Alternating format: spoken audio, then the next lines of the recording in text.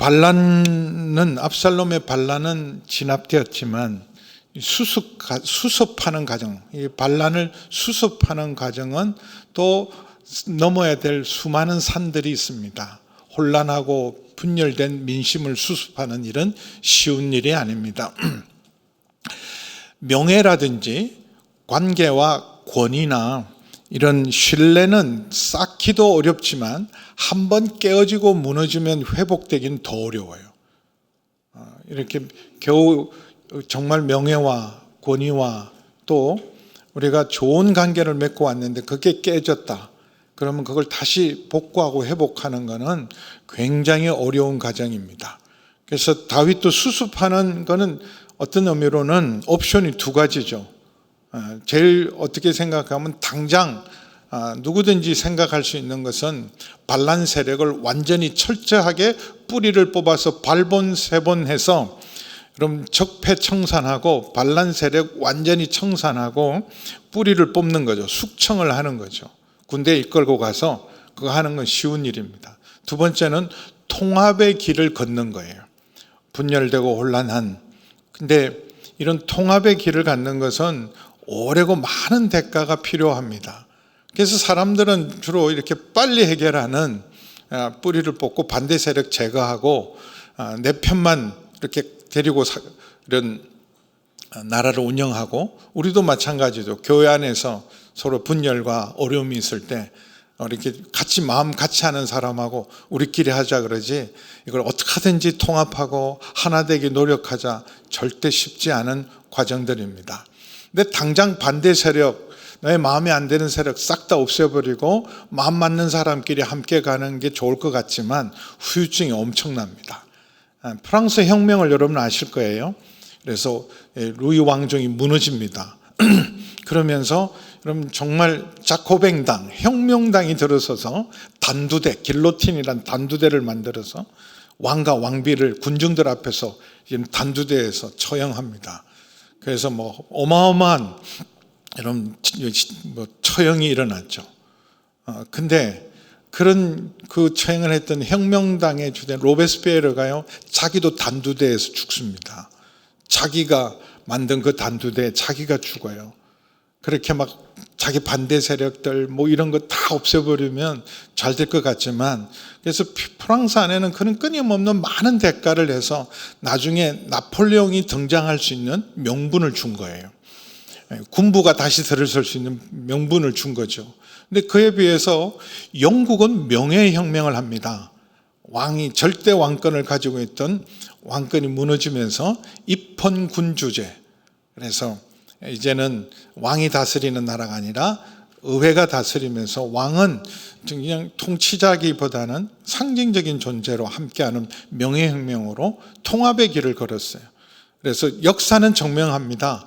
이렇게 단죄하고 정죄하고 반대파 숙청하는 길이 지혜로운 길이 아니라 어렵지만 통합의 길을 걷는 것이 나중에는 그게 나라를 위해서나 공동체를 위해서나 우리 모두에게 유익입니다. 그래서 다윗이 선택한 길은 바로 통합의 길을 걷기로 결정을 합니다. 여세를 몰아서 여러분 군대를 주둔하고 예루살렘으로 가서 접수하고 왕궁을 접수하고 다시 자기의 왕됨을 선포하는 그런 일을 하지 않고 기다립니다.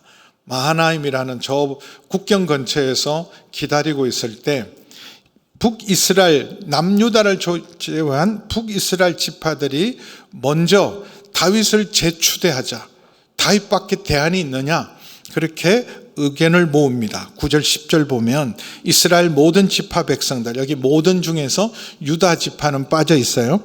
12지파 중에서 특별히 10지파, 에브라임 지파를 중심으로 한 10지파가 변론하여 이르되, 왕이 우리를 원수의 손에서 구원하여 내셨고 또 블레셋 사람들의 손에서 구원하셨다. 지난 20년 넘게 우리가 여러분 전쟁 없이 평화를 누리고 정말 황금기를 누린 거 다 다윗 덕분 아니냐. 다윗 덕분이 20년 이상 통치하실 때 우리가 얼마나 황금기를 누리냐. 전쟁도 없고 주변에 우리를 괴롭히던 모든 세력을 다 다윗이 정복해서 그야말로 황금시대를 연 왕이 다윗 아니냐. 이제 압살롬을 피하여 그 땅에 나가셨지만 우리가 기름을 부어 우리를 다스리게 한 압살롬은 싸움에서 죽었거늘 이제 너희가 어찌하여 왕을 도로 모셔올 일에 잠잠하고 있느냐. 다른 대안이 없으니까 지금 왕을 우리가 다시 재추대하고 모시자. 북이스라엘은 이런 거를 이렇게 의견을 딱 모으고 있을 때, 근데 정작 남유다는 어떤 원래 다윗은 유다 지파입니다. 그러면 다윗을 재추대하는 움직임은 유다 지파가 먼저 앞장서야 될 것 같은데 유다 지파가 오히려 머뭇거리고 있어요. 왜냐하면 이 북이스라엘 지파들은 이번 압살롬의 반란에 비교적 본인들은 직접 참여하기보다는 이런 압살롬이 쿠데타를 이렇게 왕이 됐으니까 지지는 했지만 이런 반란의 적극적인 가담자들은 아니에요. 소극적인 가담자였기 때문에 비교적 자유로웠지만 남유다는요, 압살롬의 반란의 적극적인 주축 세력이에요. 쉽게 말하면 진짜 반란 세력이죠. 그러니까 나서기가 이걸 저항을 해야 되나? 이 다윗에 대해서 한 번 전쟁은 패했지만 우리 다 죽었다. 우리가 내란 세력의 중심이었으니까 다윗이 우리를 놔두겠나.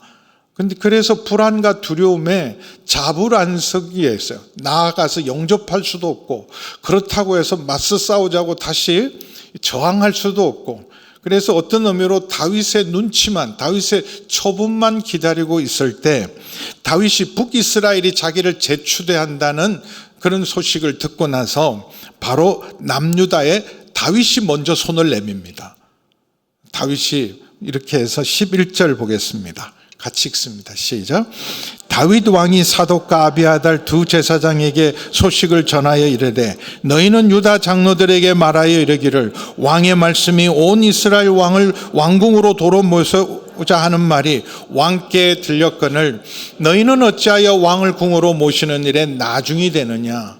그래서 이런 화해의 메시지, 통합의 메시지를 위해서 당신들을 처벌하고 숙청의 대상이 아니라 다시 우리가 통합을 해야 되니까 다윗이 먼저 손을 내미는데 누구를 보냈냐면 군인들 보내지 않았어요. 지금은 막 혁명의 시대이기 때문에 반란군 제압하고 군인 보낼 수 있습니다. 군인 보내서 뭘 하고 있냐?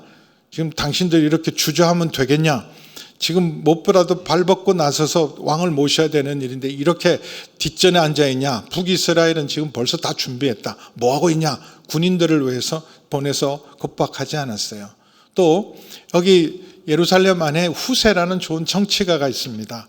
후세를 통해서 빨리 더 이상 미루지 말고 우리가 큰 잘못을 했지만 왕한테 사죄하고 왕을 우리가 모시겠습니다. 먼저 우리가 나서야 된다. 그럴 수도 있었어요. 근데 누구를 보내냐 하면 예루살렘에 있는 사독과 아비아달 두 제사장, 성직자를, 교회를, 이런 하나님의 사람들을 화해의 메신저로 보냅니다. 평화의 사도로 보내는 거예요. 이게 교회의 역할이에요. 분열되고 서로 반목하고 그래서 분열 있는 그런 혼론 속에서 여러분 이걸 통합의 길을 걸을 수 있는 것, 진리로, 그리고 정말 서로 사랑으로 하나 되게 화합하게 만드는 사람이 누구냐 하면 그게 교회요, 믿음의 사람들이요, 그리고 우리 같은 성직자가 걸어야 될 길이죠. 어느 편을 정죄하고 판단하고 그런 게 아니라 진리와 하나님 뜻 안에서 서로 화합하게 만드는 일. 그래서 이 일에 사독과 아비아달을 보냅니다. 그러면서 이렇게 말해요. 너희가 반란의 주모자가 돼서 이렇게 뻔뻔하게 그렇게 했냐 그러지 않았어요. 손을 내밀면서 너희는 내 원수가 아니라 내 형제, 내 고륙이다. 너희는 내 형제요, 12절에 내 고륙이거늘 너희가 왜 머뭇거리고 있느냐? 왜 우물쭈물하느냐? 와서 왕을 빨리 영접하라. 근데 그 말이 액면 그대로 받기에는 자기들이 한 짓이 있으니까 우리가 그래도 쿠데타와 반란의 적극 가담자들인데 그렇다고 이게 무사할 수 있을까? 그럴 때 그럼 정말 통합의 신호 정신의 상징적으로 어마어마한 파격적인 인사를 단행합니다. 그래서 누굴 총사령관 되신 아마샤, 여러분 13절에 보면 너희는 또 아마샤에게 이르기를 너는 내 고륙이 아니냐? 아마샤는 누구냐 하면 반란군의 총사령관이었어요. 압살롬의 군대 장관입니다. 그러니까는 다윗 편이나 다윗의 군대에 보면 아마샤는요 반란군의 총사령관이라서 다른 사람은 몰라도 아마샤는 여러분 제거해야 될 대상이에요. 그렇잖아요. 저 사람은 시범적으로라도 처형해야 될 대상입니다. 근데 어떻게 말하냐면 다윗이 이제는 다 반목과 경쟁과 전쟁은 끝났다. 통합과 화해의 시기니까 아마샤가 우리를 반대하는 반란군의 송사령관이었지만 이제는 이스라엘 전체 군대를 이끌 국방부 장관으로 임명한다. 총사령관으로 임명한다. 어마어마한 거죠. 그래서 여러분 인사가 굉장히 중요해요. 대통령이나 왕이 사람을 어떻게 쓰느냐가 그 정책의 방향을 보여줘. 국방부 장관을 누굴 세우느냐, 그리고 이런 법무부 장관을 누굴 세우느냐. 그럼 앞으로 법을 어떻게 하겠구나, 우리나라 방위를 어떻게 하겠구나. 국토부 장관을 세우면서 국토부 장관을 누굴 세우느냐, 주택 정책을 어떻게 하겠구나. 우리가 교육부 장관을 세우면서 교육 정책을 어떻게 하겠구나. 말이 중요한 게 아니라 인사가 만사예요. 인사를 통해. 근데 아마샤를 제일 먼저 제거해야 될 아마샤를 오히려 요압을 해임합니다. 요압이야말로 1등 공신이에요. 1등 공신인데 요압을 해임하고 그 자리에 아마샤를 세우겠다는 걸 그냥 말이 아니라 하나님의 이름으로 맹세합니다. 만약에 지휘관이 되지 아니하면 하나님이 내게 벌 위에 벌을 내리시기를 바라노라. 여러분 이 맹세는 여러분 사인한 것보다 더 중요한 맹세예요. 반드시 그러하겠다는 약속입니다.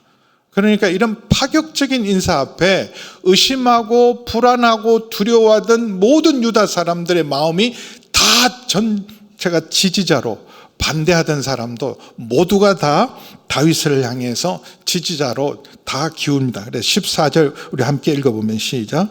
모든 유다 사람들의 마음을 하나같이 기울게 하며 그들이 왕께 전가를 보내어 이르되 당신에게는 모든 부하들과 더불어 돌아오십시오. 재추대하겠습니다. 돌아오십시오. 다 마음이 하나같이 다 다시 다윗을 지지하는. 근데 이때 제일 열받을 사람이 누구 계세요? 요압이죠. 아니 1등 공신인데 내게 더 그보다 더 큰 이제는 국방부 장관에 네가 국무총리 해라. 그래도 부족할 판인데 자기를 어떻게 생각하면 그 자리에 내려놔라. 그리고 거기는 이런 아마샤를 세워. 이거 말이 안 되잖아. 저건 반란군의 총사령관인데 저걸 처단해도 시원찮을 판에 저걸 우리 모든 군대를 이끌 수 있는 저놈이 언제 마음 바뀔지 모르는데, 그리고 나한테 왜 이래, 그럴 수 있잖아요. 근데 요압은 이미 선을 많이 넘었어요. 다시 모든 군권과 정권을 주기에는 요압은 이미 선을 많이 넘습니다.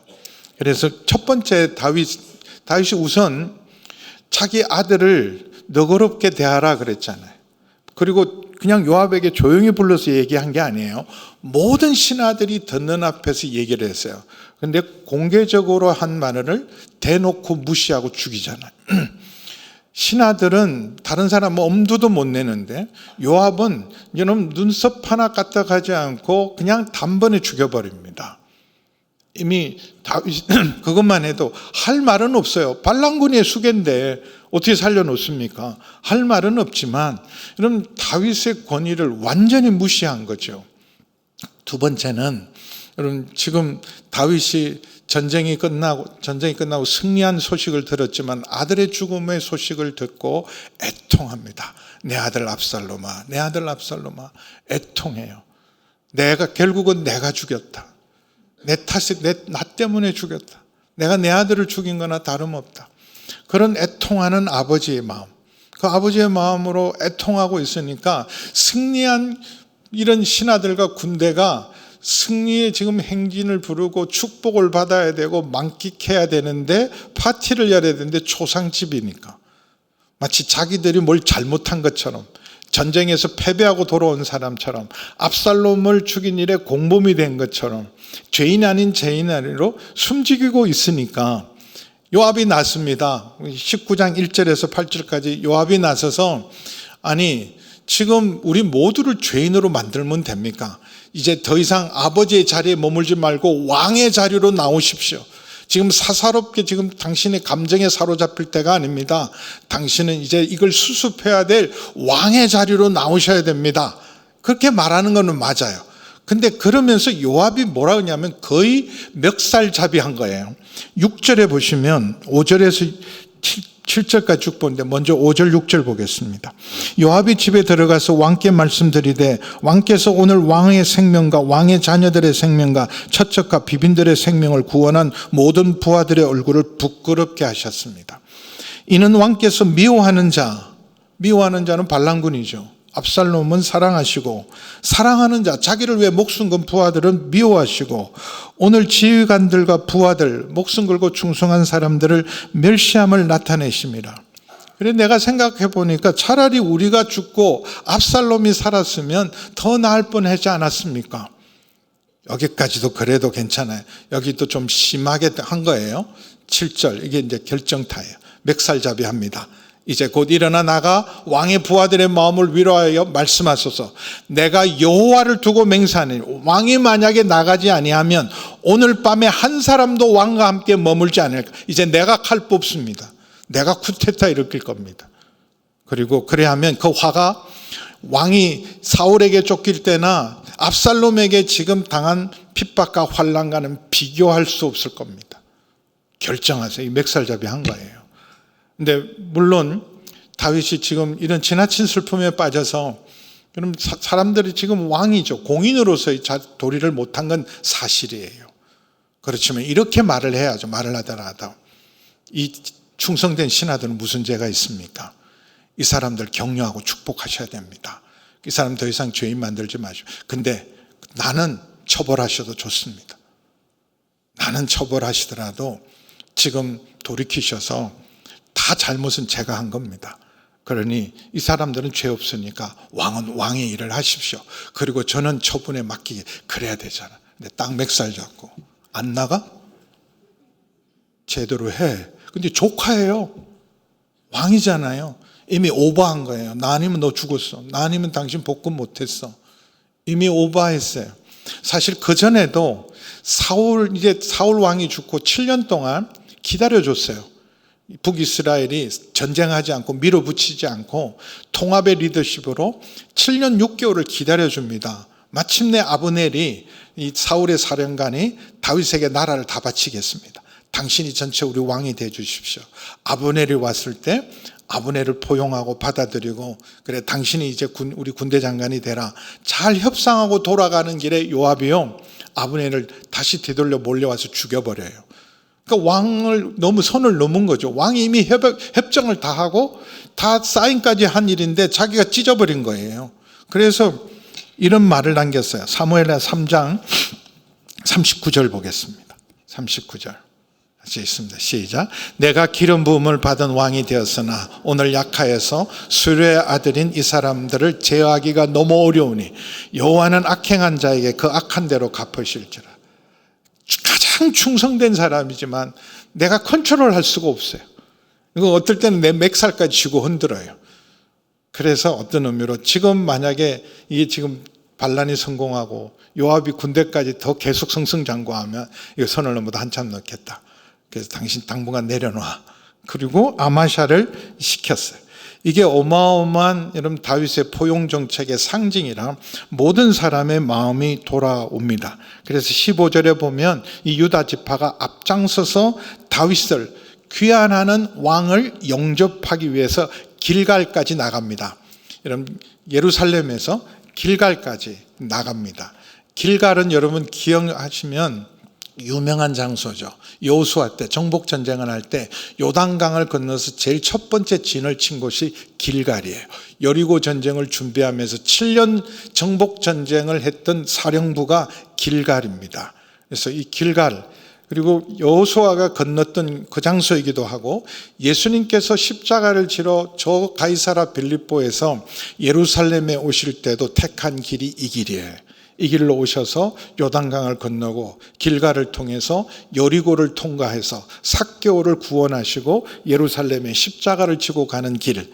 지금 이 귀환의 길이 다윗의 귀환의 길이 예수님의 걸음을 먼저 걸으면서 이제 요단강을 건너서 길갈로 가면 이제 명실상부한 다시 복권된 왕으로서 이제 그 땅으로 들어가게 됩니다. 근데 이 강을 건너기 전에 지금 이제 다윗은 이런 요단강 동쪽에서 머물고 있고 왕을 환영하기 위한 영접 인파들은 지금 길갈에서 왕을 기다리고 있습니다. 근데 그 강을 건너서 먼저 가서 달려가서 열렬하게 환영한 사람이 있었어요. 뛰어가서 쉽게 말하면 맨발로 나가서 그 강을 밟고 이런 표시가 있어요. 여기 17절에 보면 요단강을 밟고 건너가 왕 앞에 나온 사람 누굴까? 근데 뜻밖에도 아니 네가 거기서 왜 나와? 이게 시므이예요. 여러분 시므이는 누구냐 하면 다윗이 여러분 아들에게 쫓겨서 도망가는 길에 다윗을 쫓아다니면서 저주하고 돌을 지었어요. 이 살인자야. 저주받은 자야. 사울 왕가를 망하게 한 자야. 그래서 이제 하나님께서 너를 망하게 하신다. 그렇게 저주했던 사람이에요. 내려갈 때 내가 실패하고 내려가고 무너지고 있을 때 침뱉고 돌 던지고 모욕했던 사람이 다시 성공하고 재기하고 올라올 때 제일 먼저 와서 박수 환영합니다. 막 웰컴 막 이러고 있으면 야 정말 토하고 싶잖아요. 이런 사람 여러분 같으면 얼마나 여러분 가정스럽습니까? 그런데 이런 역겨운 존재가 나섰어요. 근데 여기 그냥 올라올 때 보면 자기 혼자 오면 자기가 제일 잘하잖아. 이 사람은 정치 감각이 탁월해요. 하여튼 생존 능력이 탁월합니다. 그래서 지금 다윗이 돌아오면 자기가 제일 먼저 죽을 목숨 아니에요. 그래서 살 길을 찾아요. 내가 살 길이 뭐냐? 첫 번째 내가 지지자가 되자. 모든 사람 보는 앞에서 회개하고 자비를 강구하자. 혼자 가면 안 되니까 지지자를 몰고 가자. 다윗을 제일 추대할 수 있는 첫 번째 지지자.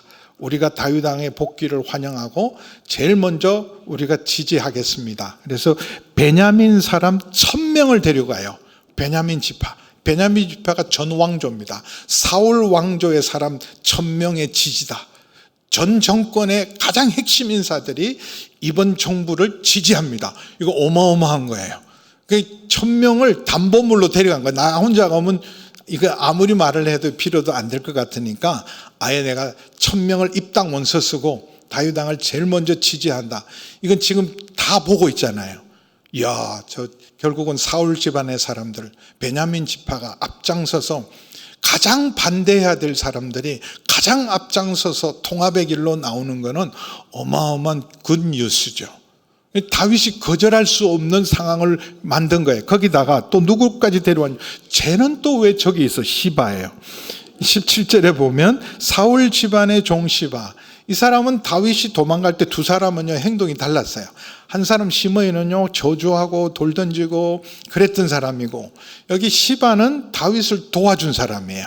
피난길에 먹을 것 주고 노새 주고 그러면서 피난길에 도와준 사람입니다. 정반대 입장에 있는 것 같지만 여러분 이 사람이 지금 같이 왔어요. 그러면 이 사람은 우리 반대당인 것 같은데 속셈은 사실은 유유상종이에요. 이 사람들은 무슨 대의나 의리나 이런 거 없어요. 그냥 자기 살 길 그리고 자기 이익을 챙기는 사람입니다. 그러니까 서로 윈윈이 되는 거죠. 시므이 입장에서는 당신 지지자인 이 시바가 나를 인정했습니다. 내가 진심이라는 거. 또 시바 입장에서도 내가 이런 시므이를 설득해서 당신을 제일 앞장서서 적극 지지하게 해서 통합할 수 있는 촉매제가 될 수 있도록 제가 했습니다. 서로가 윈윈한 거예요. 근데 이런 그 시바가 왜 이런 태도를 취했냐 하면 사실은 시바는 다윗을 도와주는 척 하면서 자기 이익을 챙긴 거예요. 원래 사울 집안이 망하면서 사울 집안 재산이 다 자기 거로 지금 등기하고 살았는데 갑자기 다윗이 머비보셋을 찾았어요. 요나단의 자손이 있느냐. 근데 이 시바가 알고 있었습니다. 근데 저 로드발이라는 저 외곽에, 저 변두리에, 저 국경 근처에 있었던 머비보셋을 굳이 찾지 않는 이유가 뭐냐면 이 재산, 만약에 머비보셋은 공식적인 이 요나단의 아들이기 때문에 이 재산의 공식적인 주인이에요. 근데 안 찾는 게 나. 그럼 내 거니까. 근데 다윗이 와서 불러들이는 바람에 그 재산 다 줘. 그래가지고 머비보셋에게 줬잖아요. 근데 다윗이 쫓겨가니까 이제 끝났다. 이 김에 내 것 이속 챙겨야 되겠다. 그래서 딱 환대하면서 뭘 받아내냐면 머비보셋에게 준 거 다 네가 가져. 이렇게 된 거예요. 왜요? 머비보셋 찾았거든. 머비보셋은 왜 너와 함께 안 나왔냐 그랬더니 그 사람은 겪어봐야 돼요. 그 사람 이제 다윗은 쫓겨났으니까 이제 사울 왕가가 복권될 거다. 자기가 왕 될 줄 알고 있습니다. 이딴 게 사실은 모함이었어요.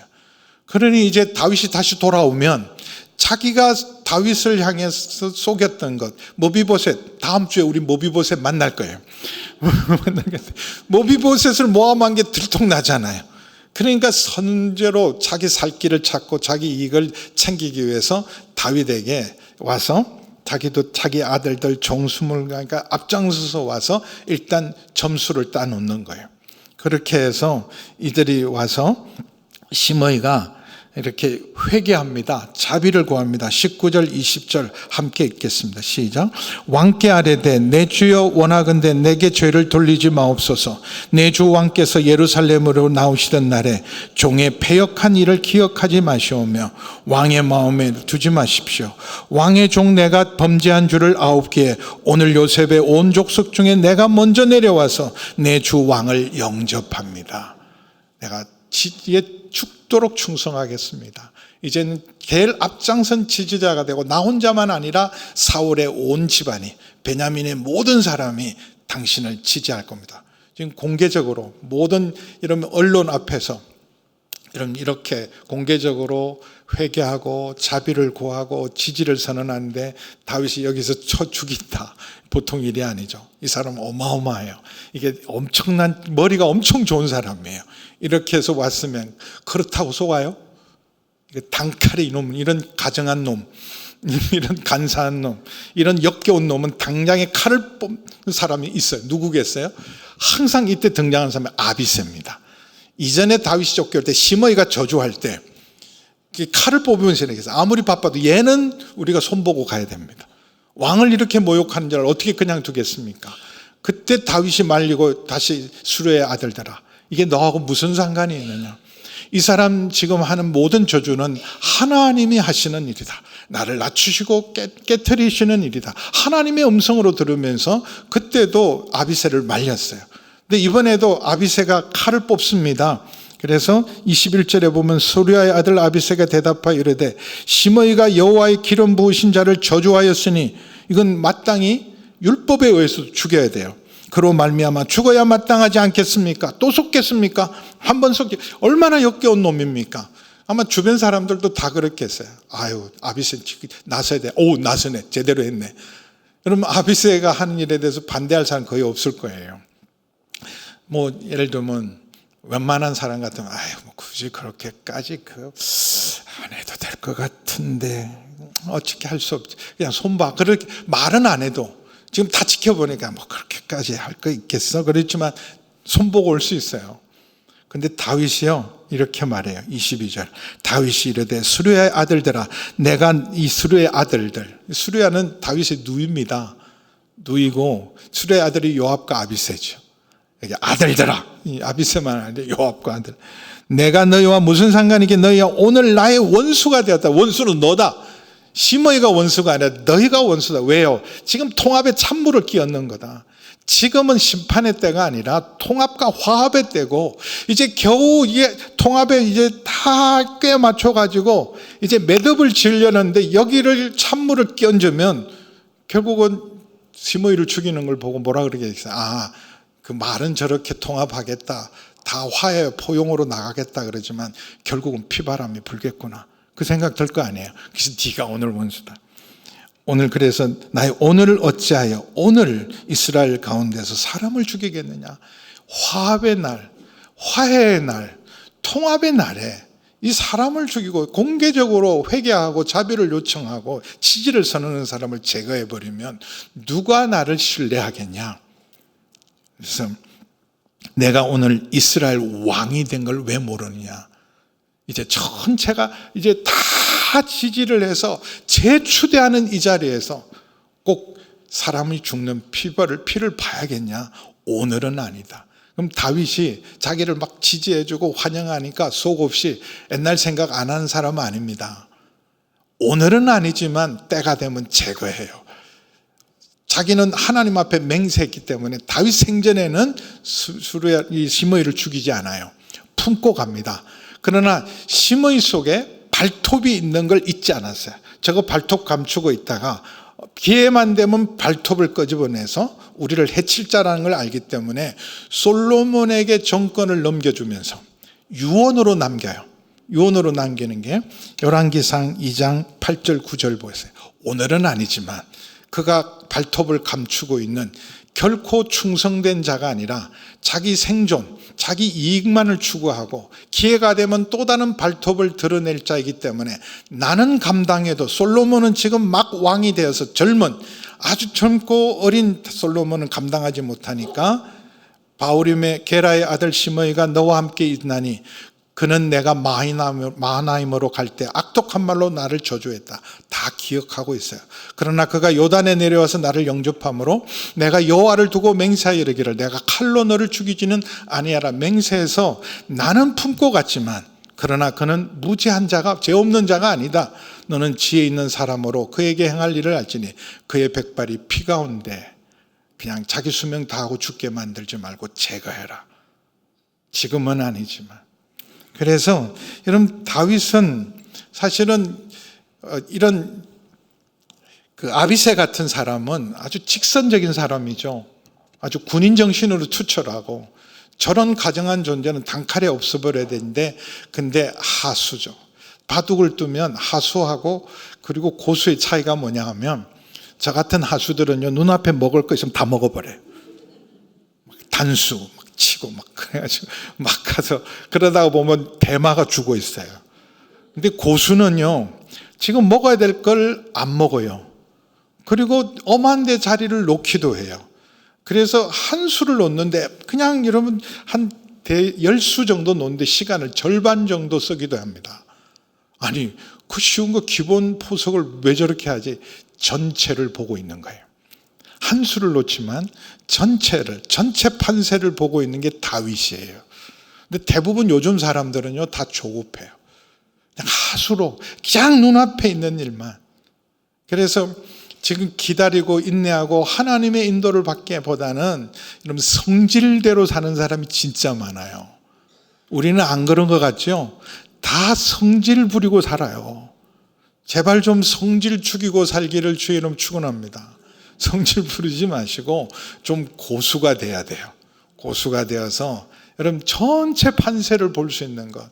지금 품어야 될 때인가, 지금 정리해야 될 때인가. 여러분, 지금은 품어야 되고 화합해야 될 때입니다. 다윗은 이런 통합적인 노력으로 말미암아 분열되고 혼란스러운 나라를 재정돈해서 이전보다 더 탄탄한 기반을 세우고 다윗 왕국의 영원한 기초를 세울 수 있었습니다. 두 가지. 여러분, 이런 진정한 여러분 지혜와 능력은 뭐냐 하면, 나 좋아하는 사람만 데리고 일하는 게 아니라 반대하는 사람까지도 내 편을 만들어서 이끌어가는 사람이 진짜 진정한 리더이고 그게 능력이에요. 그래서 우리 주님도 원수까지 품어라, 원수까지 사랑해라.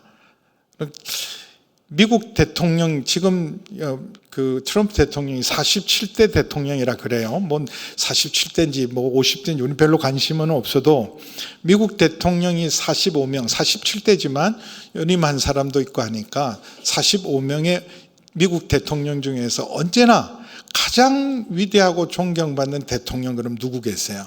아브라함, 16대 대통령 아브라함 링컨입니다.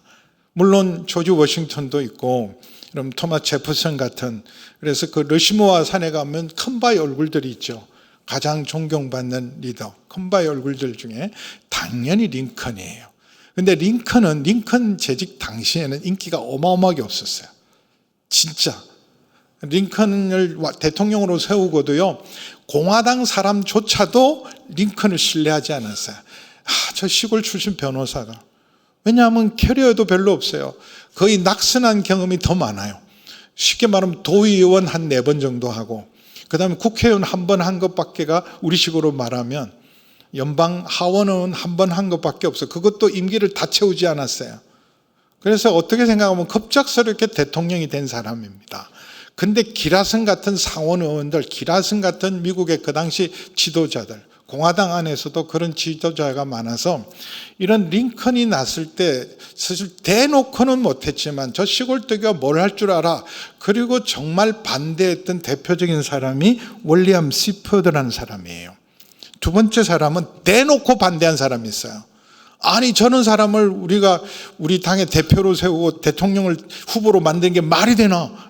말이 안 되지. 그리고 대놓고 멸시하고 무시했던 사람이 있어요. 다 굉장한 능력을 가진 사람입니다. 근데 링컨이 대통령이 딱 되고 나서 저 두 사람 나 싫어하고 반대했으니까 제거하지 않고 그가 국무장관과 국방장관 이 두 사람 제일 중요하잖아요.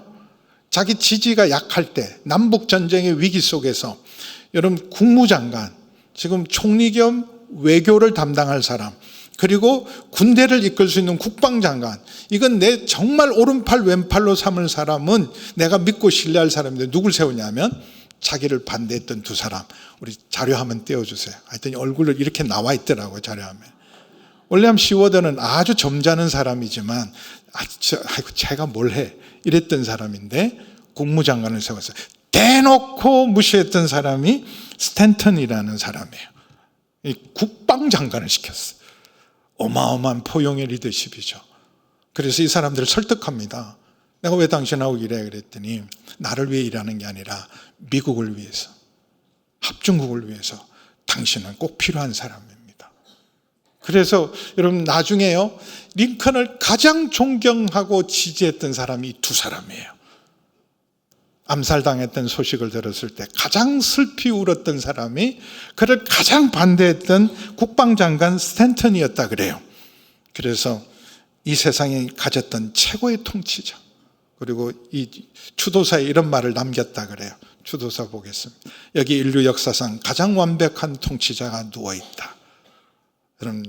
이런 자기를 반대하고 무시했던 사람을 품었던 이런 걸 통해서 지금 위대한 미국을 이룬 것처럼 다윗이 이런 통합의 리더십을 가지고 영원한 다윗 왕국의 기초를 세웠습니다. 여러분 편가르기 하지 않기를 축원합니다. 세상 싸우는 것, 정치가들 싸우는 거는 우리 이미 이골이 났으니까 근데 교회도 만만치 않아요. 그래서 저는 어떨 땐 노회 총회 가면 좀 부담스러워서 내가 이번 총회도 가야 되나 이런 생각을 해요. 여러분 통합의 리더십이 돼야 돼요. 우리 안에도 여러분 줄 세우지 않기를 축원합니다. 나는 반태호 줄이다 라인이다 이런 소리 하지 않기를 축원합니다.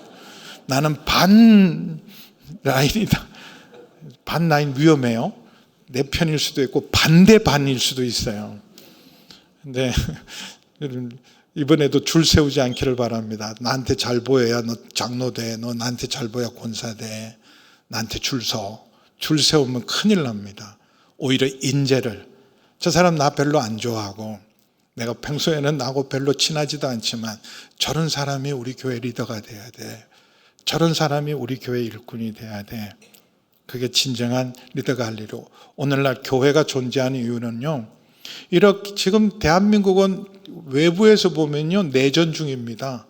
좌우가 여러분 이전에 우리나라가 세우기 전에 막 강복하기 직전 상황 같아요. 좌우가 외국은 진짜 심각해요. 그럴 때 우리가 해야 될 교회가 존재하고 우리 성도가 존재하는 일이 뭐겠어요? 우리가 바로 화목케 하는 지체, 진리 가운데로, 정의 가운데로, 공의 가운데 기른 내 고향 사람, 내 동양 사람, 내 동문 따지면 안 됩니다. 언제나 진리의 깃발 아래 예수 그리스도 안에서 화해케 하는 일을 감당하는 우리 교회와 여러분이 되어야 할 것입니다. 그리고 또 하나 영접하는 일. 다시 오실 예수님 영접하는 일. 왜 예수님 드디어 오실까? 빠른 길도 있어요. 안 믿는 놈 싹 다 없애버리고 믿는 놈만 데리고 여러분 지금도 오셔서 안 믿는 놈 싹 다 지옥 보내고 다 믿는 사람들만 데리고 갈 수도 있습니다. 근데 예수님은 잃어버린 자를 끝까지 찾기까지 찾으시는 분이라 기다리시는 거예요. 반대하던 사람도, 무시하던 사람도, 무관심한 사람도 주님을 영접할 때까지 기다리시는 거예요. 근데 그걸 누가 해야 돼요? 그럼 바로 사독과 아비아달의 역할 우리가 해야 됩니다. 주가 오신다. 주님이 오신다. 반드시 오실 때 영접할 준비하라. 영접하는 자, 곧 그 아들의 이름을 믿는 자는 하나님의 자녀가 되는 권세를 가졌습니다. 그래서 그 일을 잘 감당하는 저와 여러분 되기를 주의 이름으로 축원합니다. 기도하시겠습니다. 아버지 하나님, 주님 오늘 다윗을 통해서 통합의 리더십, 비호하고 반대하는 사람까지 품고 나가고 원수 갚는 일은 하나님께 맡기고 용서와 화해의 길을 걸어가는 다윗과 우리 주님을 봅니다. 우리 교회가, 우리 한 사람 한 사람이 그 길을 걷는 저희 모두가 되게 하여 주옵소서.